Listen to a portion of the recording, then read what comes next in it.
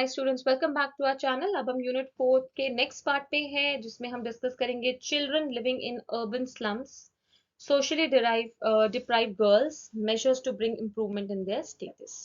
यानी कि इसके अंदर हम देखो चिल्ड्रन लिविंग इन स्लम्स की बात करें तो जैसे जैसे मॉडर्नाइजेशन इंडस्ट्रियलाइजेशन बढ़ रहा है वैसे वैसे क्या हो रहा है, डे बाय डे पॉपुलेशन तो बढ़ ही रही है। ठीक है। अब इतनी इंडस्ट्रीज लग गई हैं कि लोगों के जो घर थे पहले उनको तोड़ के इंडस्ट्रीज डेवलप हो गई हैं, तो लाइवलीहुड जो है बहुत बड़ा प्रॉब्लम बन चुका है। जितने ज्यादा इंडस्ट्रियलाइजेशन आई है वैसे ही लोग जो हैं बाकी अपने शहरों से छोड़ के जहाँ पे काम ज्यादा है वहां आ जाते हैं। अब वहां आएंगे, उतनी इनकम है नहीं कि अपने नए बड़े बड़े घर बना लें, उतनी जगह ही नहीं है। तो स्लम्स में रहने लगते हैं, झुग्गियों में रहने लगते हैं। ठीक है। टिन की शीटों वाले घर में रहने लगते हैं और वहां रह के उनको बहुत दिक्कत होती है। सबसे पहली बात, जो स्लम एरिया है वो ज्यादातर अनऑथराइज्ड या वेस्ट लैंड पे होता है। यानी कि रेलवे ट्रैक के साथ हो गया या ड्रेनेज किसी आपके नाले के पास वाला एरिया हो गया। तो यहाँ पे बेसिक फैसिलिटी तो आप मतलब भूल ही जाओ। यानी यहाँ पे सीवेज सिस्टम अच्छा नहीं है, पानी नहीं है साफ पीने को, सैनिटेशन, हाइजीन, बिजली कुछ नहीं मिलता है। ठीक है। जो कंडीशन है शेल्टर की वो एक कूड़ेदान की तरह मतलब आप कह सकते हो। आज तो देखो आज के टाइम पे स्लम्स को भी काफी इम्प्रूव कर लिया गया है, लेकिन वैसे ये मिट्टी पत्थर के बने हैं तो इसलिए गर्मी में भी भट्टी की तरह ये गर्म रहते हैं। तो मतलब काफी मिजरेबल कंडीशन है। ठीक है। हैवी डोज ऑफ केमिकल, कभी कभार इंडस्ट्री के आजू बाजू ये अपनी झुग्गियां लगा लेते हैं जहाँ पे लोग का रेजिडेंशियल उतना नहीं होता है। ठीक है। तो इनको बहुत सारे केमिकल और गंदे दूषित पानी का सामना करना पड़ता है क्योंकि ये अनऑथराइज एरिया पे हैं। तो यानी ये म्यूनिसिपैलिटी के जुरिस्डिक्शन में तो आ नहीं रहे हैं। तो पार्क्स हो गए, सिटीज, आपके कम्युनिटी सेंटर्स हो गए, इन सबको तो एक काउंट में ही नहीं ले सकते हम यहाँ पे। टॉयलेट्स बाथरूम्स का प्रोविजन है नहीं जिसकी वजह से बहुत हाइजीन प्रॉब्लम्स होती हैं। देन एसेंशियल की बात करें तो लोग भी ज्यादा कॉन्शियस नहीं है अपनी हेल्थ और अपनी सैनिटेशन वगैरह को लेके। ठीक है। स्लम एरिया में ज्यादातर गरीब लोग ही रहते हैं, तो जिनके लिए जैसे मतलब कूड़ा उठाने वाले हो गए या आपके आसपास में फैक्ट्री में काम करने वाले लोग हो गए, किसी के घर में झाड़ू पोछा करने वाले हो गए।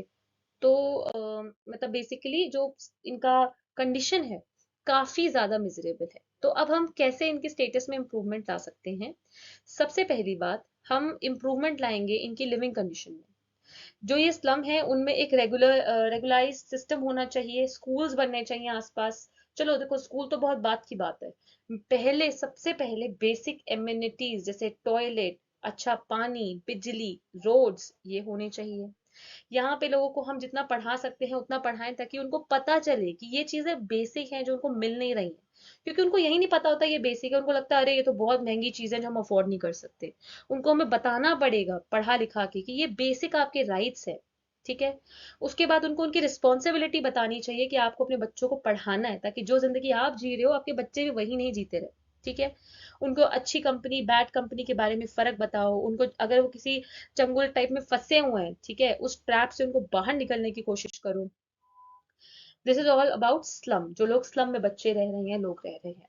सोशली डिप्राइव गर्ल्स की बात करें तो आपको पता है हमारी सोसाइटी में हम बचपन से, अगर हमने देखा नहीं तो हमने सुना तो जरूर होगा कि लड़का लड़की में फर्क होता है। हमारी जनरेशन से देखें तो ये चीज अब काफी कम हो चुकी है, लेकिन फिर भी जो गर्ल चाइल्ड है उसको मतलब सोशली काफी डिप्राइव रखा जाता है काफी चीजों से। देखो सबसे पहले तो बचपन से ही एक लड़की का जो बर्थ होता है उसको बहुत सेलिब्रेट नहीं करते, क्योंकि उनको लगता है कि ये गर्ल जो है वो मिस फॉर्च्यून लाएगी फैमिली में। ठीक है। लड़कों को सारी फैसिलिटी सारी अटेंशन दी जाती है और गर्ल्स को बेसिक जो स्कूलिंग का राइट है वो भी नहीं दिया जाता है। जॉब करने दें तो उनको सॉरी स्कूल जाने दें तो चलो बाद में जॉब वगैरह के लिए उनको दिक्कत आती है। गर्ल को न्यूट्रिशियस डाइट वगैरह भी देने में कहीं जगहों पे प्रॉब्लम होती है, नहीं देते हैं वो। ठीक है। क्योंकि उनका मानना है कि लड़कों को ज्यादा स्ट्रांग होना है, लड़कियों को इतना स्ट्रांग होकर क्या करना है, कोई नौकरी थोड़ी करनी है। ठीक है। Then we see that the behaviour of a girl child is punished, यानी कि अगर कोई लड़की गलती कर देती है तो उसको बड़े ही जल्दी से पनिशमेंट दे देंगे, है ना। जबकि बॉयज अगर छोटी मोटी ऐसी गलतियां करते हैं तो उसको इतना बॉदर नहीं करते हैं। ठीक है। गर्ल्स को हम आउटडोर गेम्स भी नहीं खेलने देते हैं, जबकि बॉयज को जहां जाना है दोस्तों के साथ घूमने पार्टी जाने देते हैं। बहुत डिफरेंशिएशन देखा गया है, लड़कियों को बहुत निग्लेक्ट किया जाता है, वुमेन्स को एक कमोडिटी की तरह ट्रीट करते हैं, उनके साथ eve teasing, abuse, rape, molestation, आप देखते हो सब लड़कियों के खिलाफ ये चीजें होती हैं, ठीक है। स्कूल में भी लड़कियों को जेंडर डिस्क्रिमिनेशन का सामना करना पड़ता है कि जैसे लड़की बोले मुझे इंजीनियरिंग करनी है तो ऐसा बोलते हैं तुम इंजीनियर करके क्या करोगे, तुम टीचर बनो, है ना, ऐसा पहले एक एजेंडा था। इन्हीं के साथ साथ लेकिन एक अच्छी न्यूज ये है कि ग्लोबलाइजेशन के साथ ये चीजें बहुत ही फास्ट स्पीड में चेंज हो रही है, ठीक है।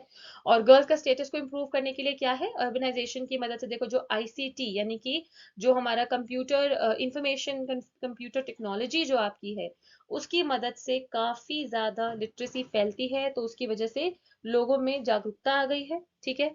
लोगों को पता चल रहा है कि दोनों डिजर्व करते हैं, चाहे लड़का हो चाहे लड़की हो, डिजर्व करते हैं एजुकेशन।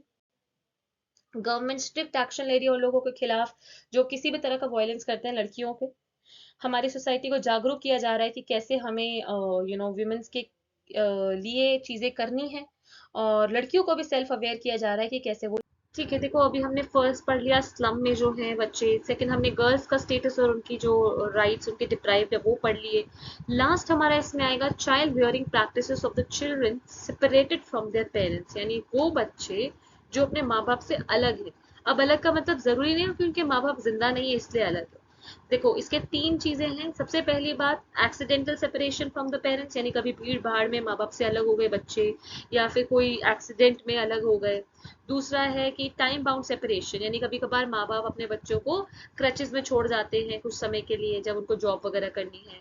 तीसरा है living the children in boarding schools, यानी आगे पढ़ने के लिए बोर्डिंग्स में डालते हैं, ठीक है। अब हम इसके अंदर पढ़ेंगे केसेस की कैसे बच्चे इन अलग अलग केसेस अलग अलग जगह पे बड़े होते हैं। सबसे पहला, जब बच्चे बोर्डिंग हाउस या इंस्टीट्यूशन में होते हैं, तो पहली बात इसमें माँ बाप तो हैं बच्चों के, लेकिन वो बच्चों की अच्छी एजुकेशन के लिए अपने बच्चों को बाहर भेजते हैं, ठीक है।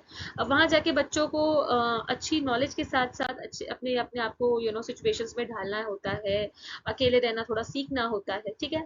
दूसरा हमारा चाइल्ड वेयरिंग इन क्रचेस। क्रच क्या होता है, देखो क्रच आपकी वो होती है वो जगहें जहाँ पे माँ बाप अपने बच्चों को छोड़ देते हैं, मतलब काइंड ऑफ ना, कुछ लोग अपने घर से चलाते हैं, किसी ने अलग जगह ली होती है जहाँ पेरेंट्स अपने बच्चों को छोड़ जाते हैं, और कुछ मिडिल एज की जो विमेन है वो देखभाल करती हैं, कहीं पे मेल्स भी करते हैं, ठीक है। यहाँ पे पेरेंट्स क्या करते हैं, डिसाइड करेंगे कि उनको अपने बच्चों को आधा दिन छोड़ना है या पूरा दिन छोड़ना है। क्रच को रन करना आसान बात नहीं है, क्योंकि यहाँ पे उनके ऊपर बच्चों की बहुत जिम्मेदारी होती है। अगर सुबह सुबह ही बाबा अपने बच्चों को छोड़ दिया ऑफिस जाते समय, तो बच्चे को नहलाना, टॉयलेट कराना, उसको बिठाना पूरे दिन, ये सब चीजें क्रच में करनी पड़ती है, ठीक है। तो क्रच काफी हद तक एक हेल्पफुल है क्योंकि वो बच्चों की काफी ध्यान रखता है, ठीक है।